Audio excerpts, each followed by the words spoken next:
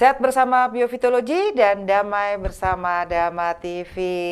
Halo pemirsa Dama TV dimanapun Anda berada di seluruh dunia, di mana channel YouTube kami Dama Televisi bisa diterima di ruangan-ruangan Anda. Dan tentunya bagi sanak kerabat keluarga yang belum tahu informasi ini, kabari saja untuk bisa melihat acara yang langsung mentransferkan energi murni biofitologi. Pemirsa Dama TV, saya Satna Dewi akan menemani Anda sampai nanti pukul 19 waktu Indonesia bagian Barat. Baik pemirsa Dama TV, pada kesempatan kali ini kita akan membahas tentang apa itu osteoporosis. Kenali faktor risiko dan penyebab osteoporosis. Tentunya bagi kami ini yang sudah berusia, ini sangat penting sekali informasi ini. Dan tentunya seperti biasa, Biofitologi dikawal oleh CEO dan founder dari Biofitologi Indonesia, Bapak Agus Suleman. Apa kabar Pak Agus? Sehat selalu. Sehat selalu ya. Ini adalah hari yang menyenangkan dan membahagiakan ketika kita bisa menjumpai pemirsa Dama TV dimanapun untuk bisa mentransfer energi murni biofitologi, dan Pak Agus selalu menyiapkan diri untuk itu. Saya ingatkan pemirsa Dama TV untuk interaksi telepon Anda bisa melakukan di segmen kedua karena bahasan kita sangatlah penting sebagai ilmu bagi Anda dan bagi kita semua tentang osteoporosis. Baiklah, kita lihat dulu video berikut ini.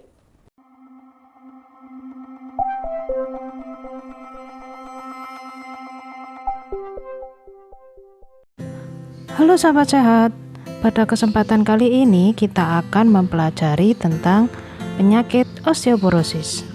Osteoporosis adalah penyakit tulang yang ditandai dengan menurunnya kepadatan tulang secara keseluruhan. Hal ini terjadi akibat ketidakmampuan tubuh mengatur kandungan mineral dalam tulang dan disertai rusaknya bagian dalam tulang. Tulang pun menjadi keropos dan rentan mengalami patah tulang. Osteoporosis merupakan salah satu masalah utama dalam sistem rangka manusia.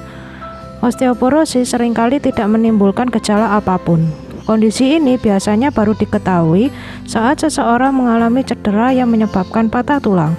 Seiring berkurangnya kepadatan tulang, penderita osteoporosis bisa mengalami gejala berikut. Mudah mengalami patah tulang, walau hanya karena benturan ringan. Nyeri punggung biasanya disebabkan oleh patah tulang belakang, postur badan membungkuk, dan tinggi badan berkurang. Jenis-jenis osteoporosis diantaranya, yang pertama, jenis osteoporosis primer terbagi dalam dua jenis, yaitu osteoporosis idiopatik yang umumnya terjadi pada lansia dan juvenil yang terjadi pada anak-anak. Osteoporosis idiopatik belum diketahui penyebabnya secara pasti, namun kondisi ini seringkali dikaitkan dengan faktor usia atau penuaan. Ada dua tipe osteoporosis idiopatik, yaitu tipe 1, yaitu osteoporosis yang terjadi pada wanita dengan kadar estrogen yang rendah, biasanya pada wanita menopause, dan tipe 2 atau osteoporosis senilis, yaitu kondisi pengeroposan tulang yang dikaitkan dengan proses penuaan. Osteoporosis juvenil merupakan jenis osteoporosis pada anak-anak atau remaja yang tidak diketahui penyebabnya. Usia penderita osteoporosis berkisar antara 1 hingga 13 tahun, tetapi rata-rata kasusnya terjadi pada usia 7 tahun. Osteoporosis juvenil tergolong dengan kondisi jarang terjadi ketimbang dengan jenis osteoporosis lainnya. Yang kedua, jenis osteoporosis sekunder.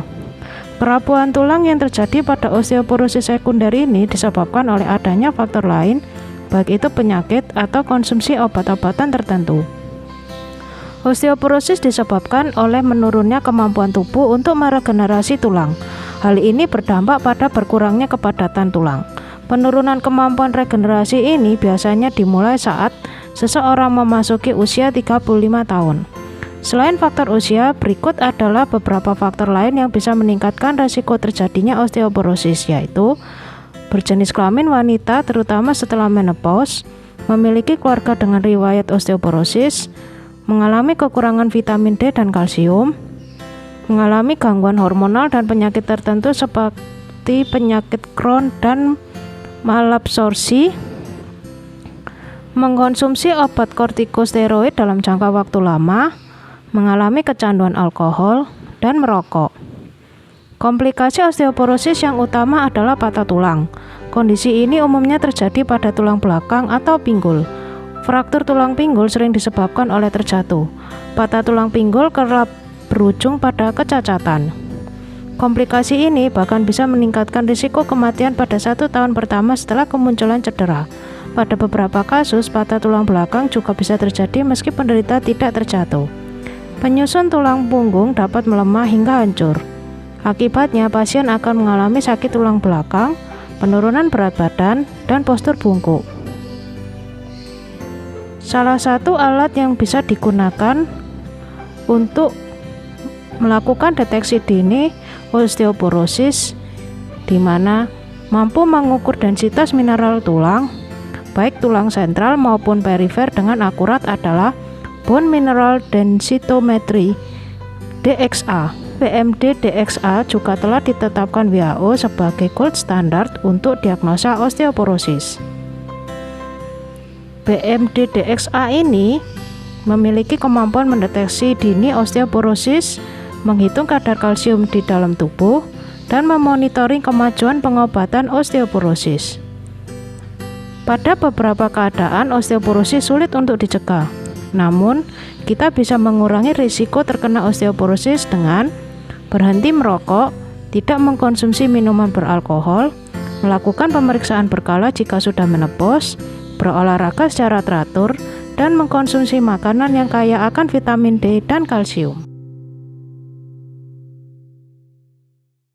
Ya, pemirsa Dama TV, itu tadi edukasi tentang apa itu osteoporosis.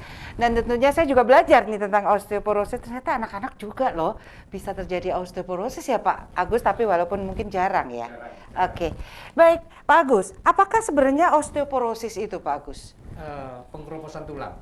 Jadi tulang kita bisa keropos ternyata Bisa. ya? Jadi itu regenerasi sel itu tidak terjadi, kemudian kepadatan tulang menurun.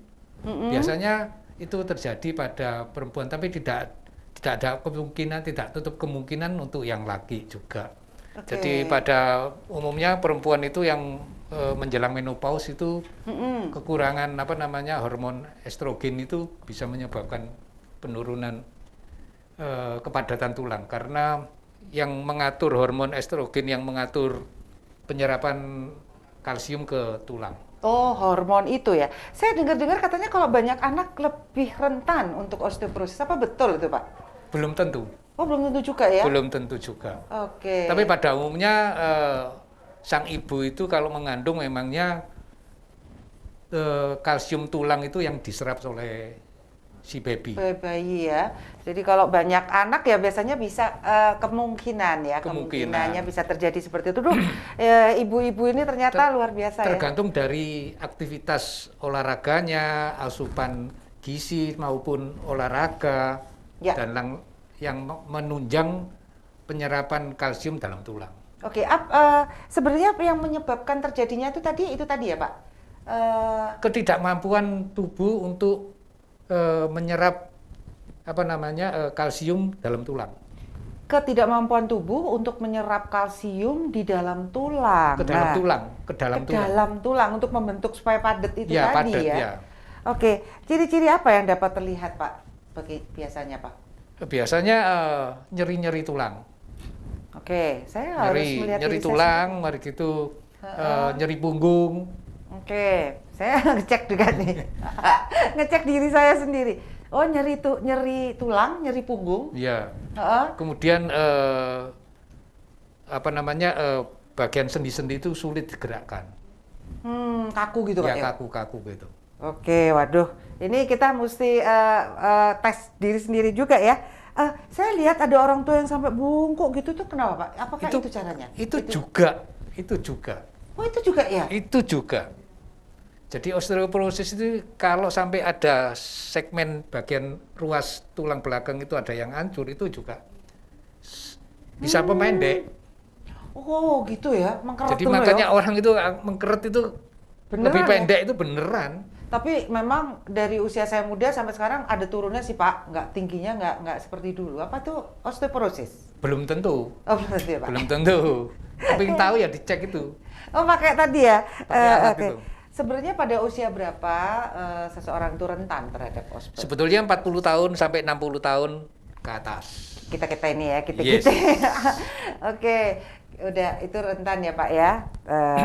Jadi perlu cek sebenarnya ya. Sebetulnya begitu. Oke, kenapa kok wanita lebih rentan? Lah karena ya itu, karena Hormon hormon itu estrogennya yang sudah tidak ada, tidak diproduksi lagi, ya itu ya jadi penyebabnya. Oke, hormon itu berarti terjadi pada saat menopause dong Pak?